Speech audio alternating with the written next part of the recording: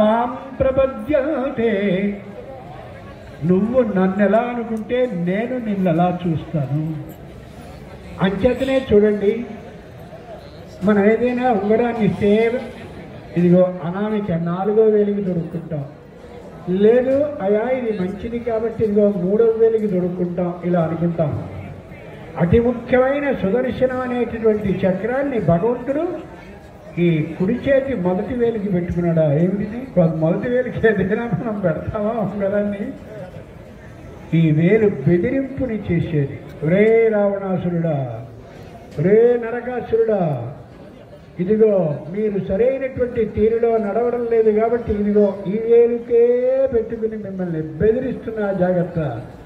అవకాశం ఇస్తున్నా, పద్ధతి మార్చుకున్నావా సంతోషం, లేకపోతే ఇక్కడి నుంచి విడుస్తా. ఎంత గొప్ప అలంకార విధానము చూడండి.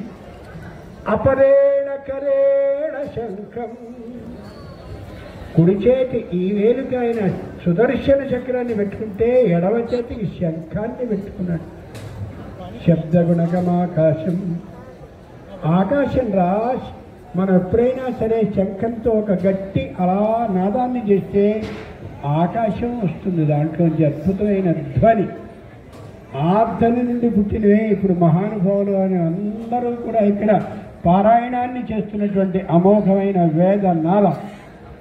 ఈ వేదనాదానికి సరిపోయిందే ఆ ఎదురుగా కనిపించేటటువంటి శృతి, సన్నాయి, మృదంగము అనేది. అంచేతనే ఎక్కడైనా దైవ కార్యక్రమాలకి త్యాగరాజ కీర్తనలు, పురంధరదాసు కీర్తనలు అవే చెయ్యాలి తప్ప సినిమా పాటలు మాత్రం కాదు. ఇది గుర్తుంచుకోండి. మీకు కష్టం అనిపిస్తే బాధపడండి, కానీ ఇష్టంగా చెప్తున్నా, శాస్త్రం చెప్పిన మాట చెప్తాను. ఆ మృదంగాన్ని మోగించేటప్పుడు ఆహతం గట్టిగా కొడితే ధ్వనిస్తుంది. అది మనకి ఇక్కడ అనాహతం అనే చక్రం ఉంటుంది, దీన్ని కొట్టక్కర్లేదు, ఇది పలుకుతుంది. అది ఆహత ధ్వని, ఇది అనాహత ధ్వని.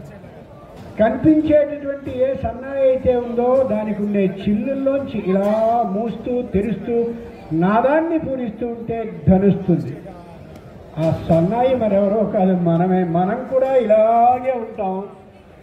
దానికి ఎన్ని చిల్లులు ఉంటాయో అలాగే మనకి కూడా నవరంధ్రాత్మక శరీరం ఇది. అక్కడ పైనుంచి గాలిని పూరిస్తూ ఉంటే ఇలా వేళ్లతో ఇలా చిల్లుల్ని మూస్తూ ఉంటే ఇక్కడ ధ్వని వచ్చినట్టుగా పరమేశ్వరుడు ఈ చిల్లులో వాయువుని పూరిస్తూ ఉంటే మనందరం జీవించున్నాం. అక్కడ ఆయన ఆ గాలిని పూరించకపోతే నిర్జీవులం అయిపోతాం.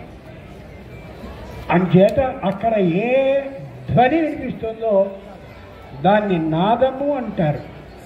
మనకి శరీరంలో అమోఘమైనటువంటి నాదాన్ని ఇచ్చేందుకు 72,000 నాడుల్ని ఏర్పాటు చేశాడు భగవంతుడు.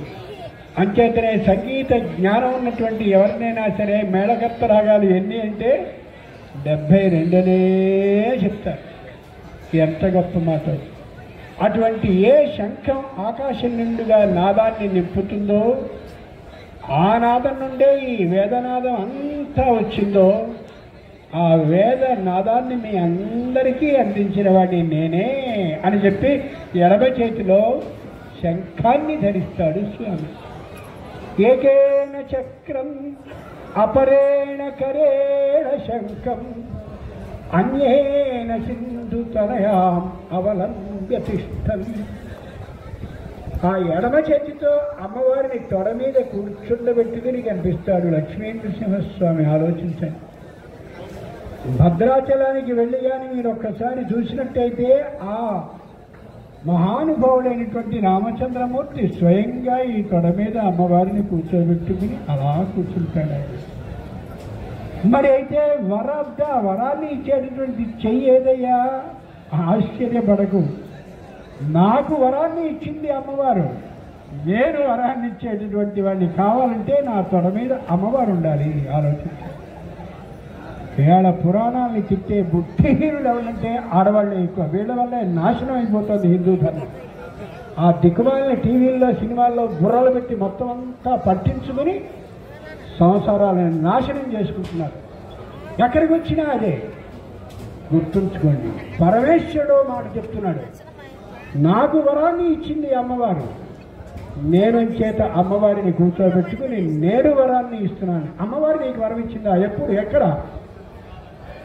ఏ సీతాదేవి వేదవతి రూపంలో రావణాసురుని వద్దకు వచ్చిందో, వచ్చి స్వయంగా శపించిందో రావణాసురుని, అప్పుడు రామచంద్రమూర్తికి రావణ వధ చేయడానికి తగిన అవకాశం అంటూ వచ్చింది. తస్మాత్తవ వధార్థాయ సముత్పక్షేహ్యహం పునః సుతాం అయోనిజాం సాధ్యం భవేయం ధర్మిణ సుత. రావణాసురుడు ఆయన్ని చంపించడానికే నేను పుడతానురా అందావిడ. అంచేత ఆవిడ వరం ఇచ్చింది. ఆ తొడ మీద సీతాదేవి కూర్చుంటే ఆ ఇచ్చినటువంటి వరానికి అనుగుణంగా నేను మీకు ఇవ్వగలుగుతున్నాను. అంచేతనే రాముడు ఒక్కడు ఏం చేయలేడు. రాముడు సీతమ్మతో కలిసిన శ్రీరాముడైతే వరం ఇవ్వగలుగుతాడు. శ్రీ అంటే అమ్మవారు. అంచేత ఇక్కడైనా ఇదిగో ఇలా స్వయంగా అమ్మవారిని పొదివి పుచ్చుకుని ఇదిగో ఎడం చేతితో వరాన్ని ఇస్తున్నారు. బాగా గుర్తుంచుకోండి, మునివేళ్లు కిందికి కానీ పెట్టినట్టయితే వరదహస్తం అవుతుంది, వరాన్ని ఇస్తున్నట్టు అవుతుంది. ఈ లోకంలో ఈ వరాలన్నీ మనం పొందితే మనకి ఇబ్బందే తప్ప ఆనందం కలగదు. కూతురు పెళ్లి కావాలి, చేశాను. అల్లుడిగా చదువులా ఉన్నాడు, మొదలైనది మళ్ళీ కదా. అక్కడి నుంచి అది జరుగుతోంది, ఇది జరుగుతోంది, ఇది జరుగుతోంది, అది జరుగుతుంది, అన్నీ కష్టాలే. వరదవల అభయహస్తం ఉంది. ఈ మునివేళ్లు ఆకాశం చేసి చూస్తూ ఉంటాయి, గుర్తుంచుకోండి. అభయహస్తం ఇలా ఉంటుంది. ఈ లోకంలో అన్ని బాధలేరా నీకు, ఆ లోకంలో ఏ బాధలు ఉండవు. అంచేత అభయహస్తం. ఇది వరదహస్తం, భయాన్ని ఇచ్చే హస్తం. ఇది అభయహస్తం, భయం లేకుండా చేసే హస్తం. అదిగో చూడండి, వరద అభయ చిహ్నముద్రం. అంత గొప్పవాడు ఆయన. ఏకేన చక్రం అపరేణ కరేణ శంఖం అన్యేన సింధు తనయాం అవలంబ్య తిష్టన్ వామేతరేణ వరద అభయ హస్తం లక్ష్మీ నృసింహ. అంతటి లక్ష్మీ నృసింహస్వామి మమ దేహి కరావలంబం. నేను సంసారం అనే గొడవలో కూరుకుపోతున్నానయ్యా. కరావలంబం, నా చేతికి ఊతరిచ్చి పైకి లాగావా వస్తా, లేదు ఆ బురదలోనే కూరుకుపోతున్నా, నన్ను చూస్తూ ఉంటావా, ఇక మళ్ళీ నేను పైకి రాలేను. మరి ఎలా నీ చేతి ఊత కావాలి? ఇదిగో ఈవేళ ఇక్కడికి వచ్చాం, పరమేశ్వరుని చూస్తున్నాం. ఆయన అమోఘమైనటువంటి అనుగ్రహ దృష్టిని ప్రసరింపజేస్తున్నాడు. అయోధ్యానగరంలో ఇద్దరే దుఃఖపడేవాళ్ళ, మొత్తం అయోధ్యానగరం మొత్తానికి. యశ్చ రామో న పశ్యేత్తు ఎంచ రామో న పశ్యతి నిందిత సజనో లోకే స్వాత్మాప్యేనం విగర్హతే. అయ్యో రామచంద్రమూర్తి నేను వేళ చూడలేకపోయాను, ఊరేగింపుగా వెళుతూ ఉంటే అని దుఃఖించేవాట ఒకడు. ఈవేళ ఇంత అమోఘమైనటువంటి ఊరేగింపు జరుగుతుంటే వాట్సప్ చూసుకుంటూ ఉంటుంది ఓ పుణ్యాత్మురాలు. అదిగో అది బాగా ఆలోచించుకు చూసుకోండి. ఉన్న మాటలు ఉన్నట్టుగా చెప్తున్నారు. పిలవకపోయినా భయం లేదు, చెప్పాల్సింది చెప్పాల్సిందే. యశ్చ రామన్న పశ్యేత్తు, రాముడు ఊరేగింపుగా వెళుతూ ఉంటే ఆ రాముణ్ణి నేను చూడలేదు అని దుఃఖపడేవాళ్ళు. ఎంచ రామో న పశ్యతి, నువ్వు చూస్తున్నావా నన్ను, ఎంత బాగున్నావురా, ఎంత బాగున్నావే అని రామచంద్రుడు నన్ను చూడలేదని దుఃఖపడేవాడు ఒక్కొక్కడు. నేను చూశా రామచంద్రుని, కానీ ఆయన నా కళలోకి చూడలేదు వేడ అని దుఃఖపడేవారు. ఈ రెండు విధాల వాళ్ళే. కాబట్టి మనం నేర్చుకోవాల్సింది ఏమిటి? మహానుభావుడైన రాముడు, లక్ష్మీ నృసింహుడు, వెంకటేశ్వరుడు, కృష్ణుడు ఎవరైనా అవతారమూర్తులుగా ఊరేగుతూ ఉంటే నాయనా నన్ను చూడు, ఒక్కసారి నీ కళ్ళను నా కళ్ళలో పడేలా చూడు, నేను నీ కళ్ళలోకి చూస్తున్నాను చూడు అని అలా ఆ రెండు కళ్ళని కలుపుకునే తీర్డు అని చేసుకుంటే, ఈ కష్టం పడుతున్నావా, ఈ ఇబ్బంది పడుతున్నావా, తీరుస్తాగా అంటాడు. అది మనం నేర్చుకోవాల్సింది. లక్ష్మీ నృసింహ మమ దేహి కరావలంబం, చేతిని స్వయంగా ఊతగా ఇయ్యవయ్యా. భగవంతుడు నాడే ఆయనకున్నంత భయం మరెవరికి ఉండదు. ఏమిటి మాట మాట్లాడుతున్నావు అనద్దు. నిజంగా భయపడేది భగవంతుడే. శిశుపాలుడు అనేటటువంటి వాడు 100 తప్పులు చేశాక మాత్రమే భగవంతుడు వధించాలి వాడిని. వాడు 99 చేసి ఊరుకున్నాడు. అప్పుడు భగవంతుడికి భయం మొదలైంది. బాబోని 100 చేస్తే బాగుండు, 100 చేయకపోతే నేను కానీ వాడిని వధించలేను, ఏమవుతుందా అని కంగారు పడుతూ ఆలోచిస్తూ ఉంటే వాడు అన్నాడు, నాకు ఇచ్చిన అక్కడికి నీకు శేకుడు నీకు ఇట్లు వలక సిగ్గులు లేదే, నన్ను బాగా ఇష్టపడేటువంటి రుక్మిణి నువ్వు కాస్త పెళ్లి చేసుకున్నావే, సిగ్గు లేదా అన్నాడు. అమ్మాయ మంచివాడు ఎవరా నాయన, 100 తిట్టి కూడా తిట్టావుగా చాలు. గుర్తుంచుకోండి, పురాణాలు అనేటటువంటి ఏదో 70-80 ఏళ్ల వాళ్ళు రేపో మాపో పైకి వెళ్ళిపోయేవాళ్ళు చదువుకునేందుకు పెట్టబడ్డవి కాదు. మనందరం అన్నీ కూడా. అంచేతనే స్వామివారు అన్నారు ఇందాక, అతి నవం పురాణం. ఆచార్య వారు ఎంత గొప్పగా చెప్పారు. 100 తిట్లు తిట్టేంత వరకు కృష్ణుడు మౌనంగా కూర్చున్నాడు, భగవంతుడైన వాడు. కాబట్టి మనకి ఏం చెప్తోందో తెలిసిన ఆ కథ, అవతల వాడు తిట్టగానే నువ్వు తిట్టేకు, ఆగు. 100 తిట్లు తిట్టిన తర్వాత కృష్ణుడు సుదర్శనాన్ని పంపించి వాడి తలను అనిచేస్తే అందరూ ఏమన్నాడు తెలిసిన, పిచ్చాడు కృష్ణుడు కాబట్టి 100 తిట్లు తిన్నాడు, నేనైతే నా మొదటే వాడి తలను అడిగేసేవాడిని అని. ఎదుటివాడు ఎవడైనా తిడుతూ ఉన్నటువంటి సందర్భంలో మౌనంగా నువ్వు ఉండగలిగిన శక్తిని సంపాదిస్తే నీ అంత గొప్పవాడు ఎవరు. ఆలోచించి చూడండి. ఇవాళ దేశ ప్రధానమైనటువంటి మహానుభావుడు ఎందరూ ఎన్ని తిట్టినా మౌనంగా ఉంటాడు తప్ప ఒక్క తిట్టు తిడతాడా? ఎందుకు తిట్టాడు? రామభక్తుడు కాబట్టి తిట్టాడు. రాముణ్ణి స్వయంగా తనలో ఉంచుకున్నవాడు కాబట్టి అనడు. ఎంత ఆలోచన చూడండి.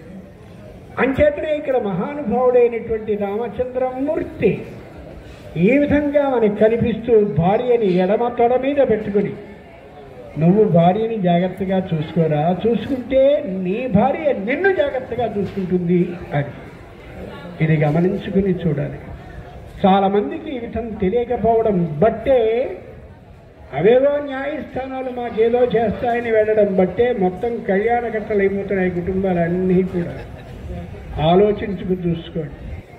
భగవంతుణ్ణి సేవించడం ఎందుకంటే కుటుంబాలను ఎలా నడుపుకోవాలో తెలుసుకోవడానికి. సమయం అయిపోతుంది కాబట్టి 2 నిమిషాలు ముఖ్యమైన మాటని చెప్పి ముగిస్తాను. ఏ రామచంద్రుడిని సేవకునిగా మోస్తూ ఇక్కడ ఆంజనేయ స్వామి కనిపిస్తున్నాడో ఆయన రామునికి వాహనం తప్ప ఆయనకి వాహనం లేదు. అదే ఆంజనేయుడికి ఒంటె వాహనం, ఆంజనేయుడికి మరో వాహనం కాదు, ఆంజనేయుడే వాహనం. ఇంకో అద్భుతమైన రహస్యం ఆంజనేయుడి విషయంలో ఏమిటంటే, ఎక్కడో ఉన్నటువంటి సీతమ్మని ఎక్కడో ఉన్నటువంటి రామచంద్రుని దగ్గరికి తేవడం కోసమని బయలుదేరి, సరే సీతమ్మ గారు చెప్తాను నా మాట ఏమిటి అని అన్నాడా? కాబట్టి గుర్తుంచుకోవాల్సిన విషయం ఒకటి, ఎక్కడో ఒక ఆమె ఉంటే భార్య, ఎక్కడో ఒకడు భర్త పాపం దూరంగా ఉంటే, ఏదో కారణం వల్ల దూరాలుగా ఉంటే వాళ్ళ సంసారాన్ని కలిపితే శ్రీమద్ రామాయణం మొత్తం పారాయణం చేసిన పుణ్యం కలుగుతుంది. మహేశ్వరే అనుగ్రహం కలుగుతుంది. ఇది మర్చిపోకండి. ఈవేళ ఎక్కువగా కనిపిస్తున్నటువంటి విడిపోవడం మాత్రమే. చాలామంది సొంత ఛార్జీలు పెట్టుకుని మా అమ్మాయికి పెళ్లి కుదిరిందని ఎవరైనా చెప్తే వెళ్ళి చెడగొట్టొస్తున్నారు. ఎంత దారుణమైన నరకంలో పడుతున్నారో చూడండి. చెప్పడానికి భయం అందరికీ కూడా.